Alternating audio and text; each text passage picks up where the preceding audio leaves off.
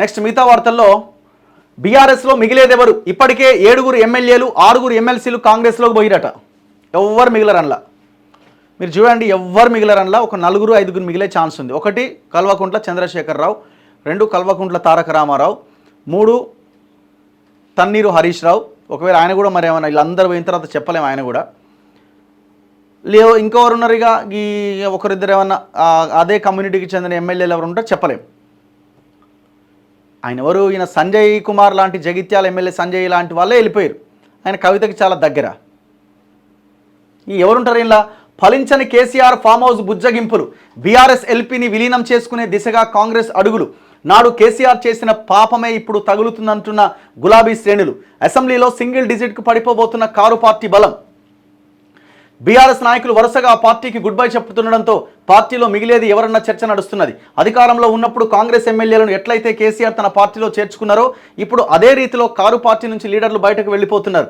బీఆర్ఎస్కున్న 38 మంది ఎమ్మెల్యేల్లో 7 కాంగ్రెస్లో చేరిపోగా ఈ వారం రోజుల్లో ఇంకొంతమంది కాంగ్రెస్లో చేరతారన్న ప్రచారం జోరుగా సాగుతున్నది. తెలంగాణ భవన్లో శుక్రవారం జరిగిన బీఆర్ఎస్ మీటింగ్కు డుమ్మా కొట్టిన 6 ఆ పార్టీ ఎమ్మెల్యేలు శనివారం సచివాలయంలో ప్రత్యక్షమయ్యారు. మంత్రి శ్రీధర్ బాబుతో వారంతా భేటీ అయ్యారు. సో ఈ భేటీకి వాళ్ళు ఏం చెప్తున్నారంటే, మేము అభివృద్ధి కోసం అని. ఇక మీ అభివృద్ధి కథా వ్యవహారం ఎవరికి తెలియదు చెప్పండి. వాళ్ళంతా జాయిన్ కాబోతున్నారు అతి త్వరలో. వాళ్ళంతా మొన్న తలసాని పెట్టిన జిహెచ్ఎంసీ ఎమ్మెల్యేల మీటింగ్కి, ఈ జిహెచ్ఎంసీ కౌన్సిల్ సమావేశాలకి ముందు రోజు పెట్టిన మీటింగ్కి ఈ ఎవరైతే నేను శ్రీధర్బాబుని కలిసిరో ముందు రోజు మీటింగ్కి అందరూ డుమ్మా కొట్టిరు. ఇందులో కేపీ వివేకానంద, మరి రాజశేఖర్ రెడ్డి, అరికపూడి గాంధీ, సుధీర్ రెడ్డి, మాధవరం కృష్ణారావు, బండారి లక్ష్మారెడ్డి ఉన్నారు. వీళ్ళంతా ఎమ్మెల్యేలు.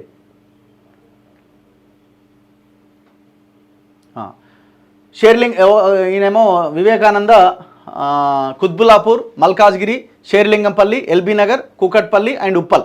తమ నియోజకవర్గాలకు నిధులు కేటాయించాలని కోరేందుకే మంత్రిని కలిసినట్టుగా వారు చెబుతున్నా కాంగ్రెస్లో వారి చేరిక ఖాయమైందని గులాబీ శ్రేణుల్లో కూడా చర్చ జరుగుతున్నది. వీళ్లే కాదు, ఇంకొంతమంది బీఆర్ఎస్ ఎమ్మెల్యేలు కూడా త్వరలోనే కాంగ్రెస్ గూడికి చేరతారన్న టాక్ పొలిటికల్ సర్కిల్స్లో చక్కర్లు కొడుతున్నది. సింగిల్ డిజిట్కే పరిమితమా?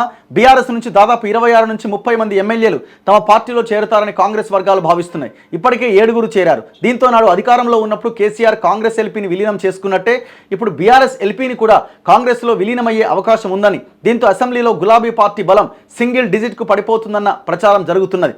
బీఆర్ఎస్లో మిగిలేది ఎంతమంది, వాళ్ళు ఎవరెవరు అని ఎవరికి వాళ్ళే అంచనాలు లెక్కలు వేసుకుంటున్నారు. పోచారం శ్రీనివాసరెడ్డి, కడియం శ్రీహరి వంటి సీనియర్లే గులాబీ పార్టీకి గుడ్ బై చెప్పడంతో కేసీఆర్, కేటీఆర్, హరీష్ రావు మినహాయిస్తే ఇంకెవరు కారు దిగినా ఆశ్చర్యపోనక్కర్లేదని బీఆర్ఎస్ వర్గాల్లో కూడా చర్చ నడుస్తున్నది. కేసీఆర్, కేటీఆర్, హరీష్ రావుతో పాటు మరో 3 లేదా 4 ఎమ్మెల్యేలే బీఆర్ఎస్కు మిగలొచ్చని ఆ వర్గాలు అంచనా వేస్తున్నాయి. నాటి పాపాలే నేడు శాపాలై. అధికారంలో ఉన్నప్పుడు అవసరం లేకపోయినా ఫిరాయింపులు కేసీఆర్ ప్రోత్సహించిన పాపమే ఇప్పుడు బీఆర్ఎస్కు తగిలిందన్న బీఆర్ఎస్ శ్రేణులు కూడా మాట్లాడుకుంటున్నాయట. బీఆర్ఎస్ తొలి టర్మ్లో 63 సీట్లు గెలుచుకొని అధికారంలోకి వస్తే రెండోసారి 88 సీట్లతో అధికారంలోకి వచ్చింది. 2018 ముందస్తు ఎన్నికల్లో BRS 88, Congress 19, MIM 7, TDP 2, BJP 1 స్థానంలో విజయం సాధించాయి. ఆనాడు అసెంబ్లీలో భారీ బలం ఉన్నప్పటికీ కాంగ్రెస్ నుంచి ఎమ్మెల్యేలను చేర్చుకొని ఆ పార్టీ ఎల్పీని బీఆర్ఎస్ ఎల్పీలో కేసీఆర్ విలీనం చేసుకున్నాడు. 19 మంది కాంగ్రెస్ ఎమ్మెల్యేల్లో 12 మందిని కేసీఆర్ తన పార్టీలో చేర్చుకున్నారు.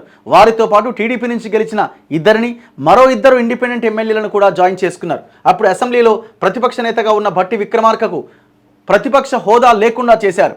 మండలిలో కూడా అదే సీన్ క్రియేట్ చేశారు. ఆ పాపమే ఇప్పుడు బీఆర్ఎస్కు శాపమైందని బీఆర్ఎస్ శ్రేణులు అంటున్నాయి. నాడు ఫిరాయింపులను ప్రోత్సహించిన కేసీఆర్ ఇవాళ ఆ పాపాన్ని అనుభవిస్తున్నాడు. ఇవాళ కనీసం మాట్లాడలేని సిచ్యువేషన్లో ఉన్నాడు. ఇవాళ ఏమంటారు? ఇవాళ మేము స్పీకర్ కంప్లైంట్ చేసినాం, కోర్టుకు పోతున్నాం అంటే నువ్వు చేసింది ఏంది అని అడుగుతారు. మనమేమంటున్నాం?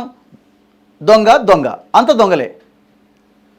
దొంగలే కదా. ఒక పార్టీ నుంచి గెలిచిన ఎమ్మెల్యే ఇంకొక పార్టీలోకి పోతున్నాడు అంటేనే ఆయన ఆస్తులు కాపాడుకోవడానికి ఆయన స్వార్థ రాజకీయాల కోసం వెళ్తున్నట్టే లెక్క. ఇప్పుడు వీళ్ళు ఏమంటారంటే మా గవర్నమెంట్ కూలగొడతా అంటుండు. ఈ దుర్మార్గుడు సైలెంట్గానే ఉండొచ్చు కదా. ఇప్పుడు నీతో అయ్యేది లేదు, పోయేది లేదు.